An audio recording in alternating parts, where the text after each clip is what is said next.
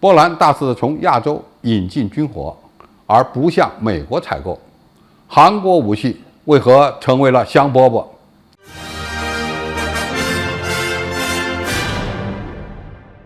观众朋友、网友朋友，大家好，我是付前少。在俄乌冲突持续的背景下，波兰军队大规模军火采购计划引发了外界的关注。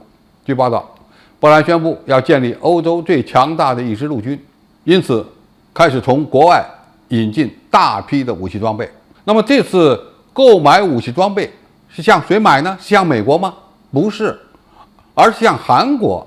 这次波兰和韩国之间的交易包括180辆 K2 坦克、48架 FA-50教练战斗机和大约670门 K9 自行火炮，总金额超过145亿美元。这也是韩国有史以来拿到的最大武器出口订单。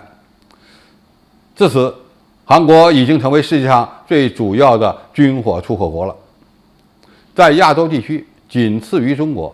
此次最引人注目的一点是，韩国能够把自己的武器卖到北约国家。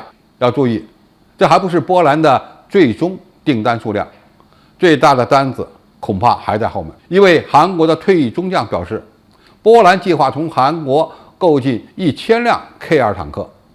韩国人认为 K2 是当今最先进的主战坦克， FA-50是 T-50教练机的战斗版本。韩国人吹嘘它是世界上最好的教练机，而 K9 呢，可能是目前世界上卖的最火的自行火炮，只有德国的相应产品能够与之媲美。韩国人的话虽然有夸张成分，但也反映了一定的客观现实。例如 K9 自行火炮已经卖到了多个北约国家，而且呢还向印度出口。该型火炮的快速反应能力、打击精度和可操作性目前都居于世界一流水平。韩国出口的这些先进武器装备，目前主要的问题是什么呢？是核心技术可能都依赖于西方国家，但由于韩国与美国以及欧洲这些国家的关系比较好，现在看起来可能还不是大问题。但是，一旦美国、英国等这些国家动手阻止，那么它的军火出口恐怕就会大受影响了。比如 T-50这款双座教练机，它的弹射座椅就来自于英国的马丁贝克公司。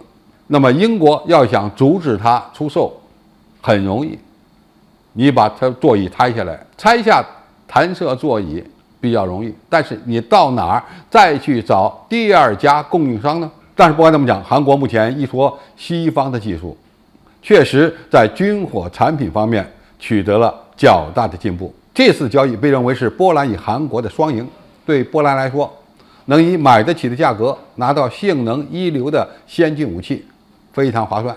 而韩国则因此距离世界一流军火出口国更近了一步。韩国为何能突然崛起成为军火出口大国呢？首先，韩国造的武器是北约国家唯一能买到的可以快速生产的北约体系武器。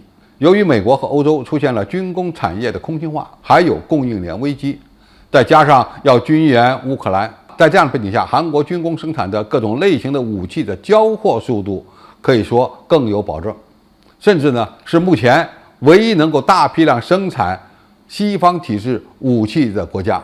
对急于备战的波兰来说，快速交付是非常重要的。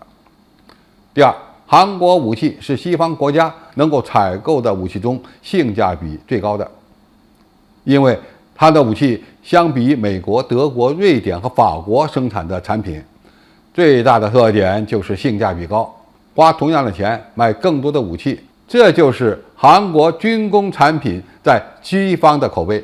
第三，韩国现在拥有强大的军工整合能力，通过各种渠道引进西方技术，并没有太大的障碍。